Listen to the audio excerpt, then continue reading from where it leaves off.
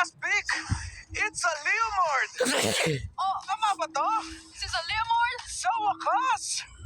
It finally happened! Ang tagal ko na to. Okay, ano? pwede na tayo. Pwede na natin gawin, Brigida, yung gusto natin gawin. Tagal na. Mamaya na siguro. Mamaya na lang. Binilangan ko din. Okay.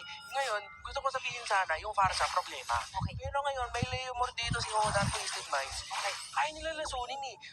Pero, yung sinabi mo, yung sinetapan mo kagad dun sa magandang intro mo, may Ruby kasi. Yung Don't Run Wolf King, sobrang laki ng halagayan para masira yung tempo ng team fighting ng Twisted Minds eh.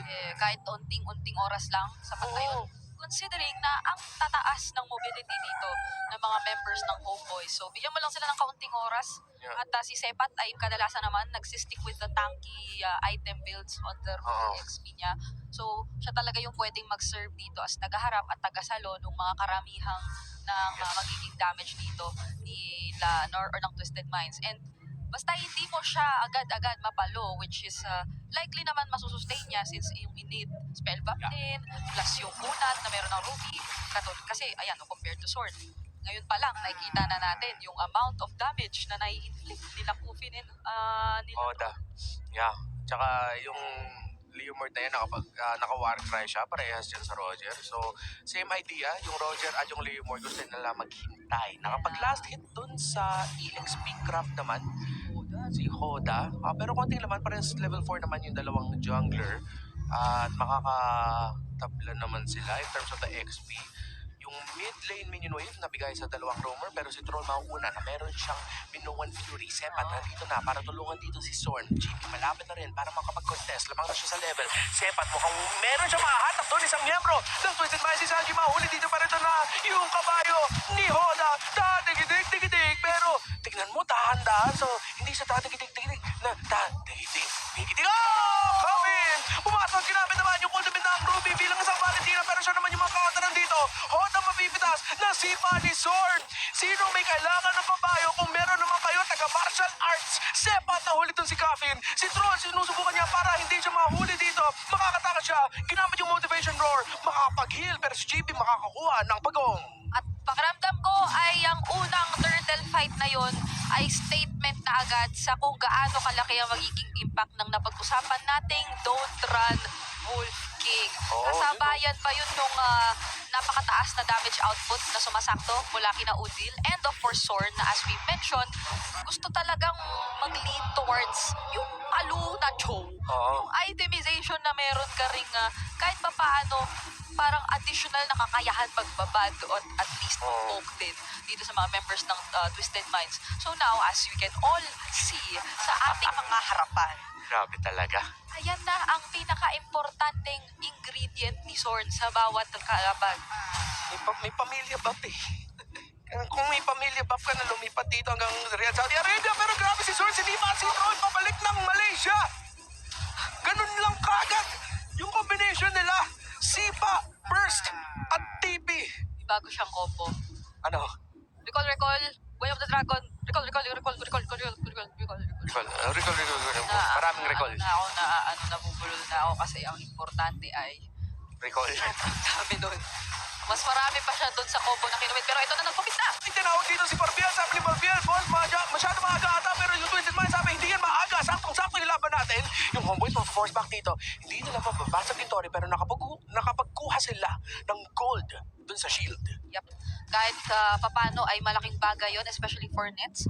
Si Nets pa naman, yan yung sa Homeboys, pinakatahimik siguro nating pwedeng i-consider na player, lalo pag in-game. Kasi yung out-game, ibang usapan yun. Kapag kapanayan mo si Nets, marami rin siyang mga maiinit na mga pahayag na mamaya abangan din natin, lalo na kapag nagtapat sila ng Team Spirit. Kasi sabi niya nga ay super excited siyang makatapat ang Team Spirit. Pero wow, ang ating pagong ay nasa stage na rin. Oo. Ngayon ay pinipwestohan na ng dalawang teams natin. Nakita yan. Joke lang, hindi ata nakita. Uy, pero meron na sipa na naman dito si Zorn. Kawawa naman talaga dito si Saji. Hindi pinapag-ML. Pero Twisted Minds, kumagatin sila. Pero double kill na dito si Odil. Si Chibi makakataka. Si Hoda, hindi niya ata aabutin yung tore niya. Nahuli na naman yung Don't Run Wolf King nga. Yung second skill ng Ruby. Nakakapagsira at basag ng tempo ng laban para sa Twisted Minds. Kamuntikang triple kill yun for Udil. Kinailangan lang niyang mag-rely sa mga basic eventually kasi nga ubos na ang kanyang mana. Pero nonetheless, ang isa sa mga pinakamahalagang bagay na nakita natin dito, aside from the Don't Run Wolf King, yung merong cheat kundo rin dito si Zorn, yung Oo. talagang pampigil nila sa sa kagustuhang tumakbo papalayo ng Twisted Minds. Grabe. Kada Phantom Steed, hindi niya magamit. Pero yun ang bawi ngayon ng Twisted Minds kay Zorn. Ang Twisted Minds ngayon, pag nakita nila si Zorn wala nang kasama, sige, ito na lang. Kanina pa tayo to, tinitibihan. Ay, naku, pero si Capin yung mahuli. Ito nga naman talaga yung problema pag Farsa binigay mo kay Odil. Kontrolado niya yung sentro ng mapa. Pero si Hoda naman habulin dito sa likod ng tore niya. GB, Odil at saka si Sepat. Pinatay yung jungler ng Twisted Minds. Ito ay isang napakalungkot na laro para sa isang Leomord na gusto sana maging Ay! sobrang agro kasi katulad na lang yan.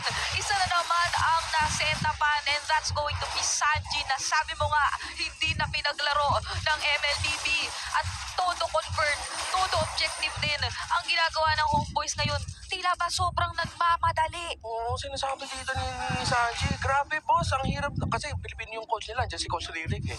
Grabe, boss. Ang hirap naman mag-ML pag homeboys yung kalaban. Tas may Cho si Zorn. Tas may Ruby si Sepat. Pero inarib yan. Dalawa yan si Lyric at si Mike Sama pa na analyst nila. Ay, oo. Si Coach Mike Sama. So, aray ko Grabe, si naman! Hoda. Nahuli na naman. Kitang-kita mo talaga eh. Pag may informasyon at may vision dito si Udil, wala siyang hiya na gamitin yung feathered airstrike niya. Pero sa ilalim ng tore, si Zorn medyo nagasim. Pero makakatakas siya. Habang si Chibi kinakalmot lang yung tore, wala pang 8 minutes pasag na yung tore sa gitna, yung second tower Oo. sa bottom lane. Gusto ko lang sabihin na 11-2 na yung ating kill score pero si Nets ay nananatili 0-0-1. Oo. So siya yung kumbaga tumatrabaho lang din para dito sa kanyang kupunan na kapag kasumali pa sa team fight natin mamaya ay hindi mo na alam kung gaano pa kataas yung damage na pwedeng ilabas ng Homeboys kontra rito sa Twisted Minds. And ayun na nga, isa silang nahuli though. Speaking of damage, bawing-bawi kay Sebat. Okay, XP laner na wala doon. Pero yung third turtle of the game, pupunta dito para sa Homeboys. Grabe, kawawa talaga yung Isipin mo, may kabayo yung Leomord, pero yung prioritize niya gloves. Pero tama naman kasi labon niya atas kay Pearson. Oo, kailangan niya lang mag-build ng damage dito. Okay lang. Di ba natin sobrang ramdam?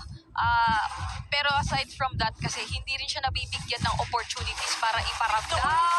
May napabigog na naman dito, pero si Hoda makakataka si Tron. Sinabi yung No One Fury para makapag-zone out. Yung knock-up, yung damage, yung blazing the wind ni Nets. Ito naman si Kabayan Nets. Nakapag-double kill naman dito sa Riyadh, Saudi Arabia. Bigyan na triple kill, pero ma-first stand siya. Kailangan niya mag-BMI at buhay si Nets. Okay. At dalawa ngayon ang napitas mula sa side ng Twisted Minds.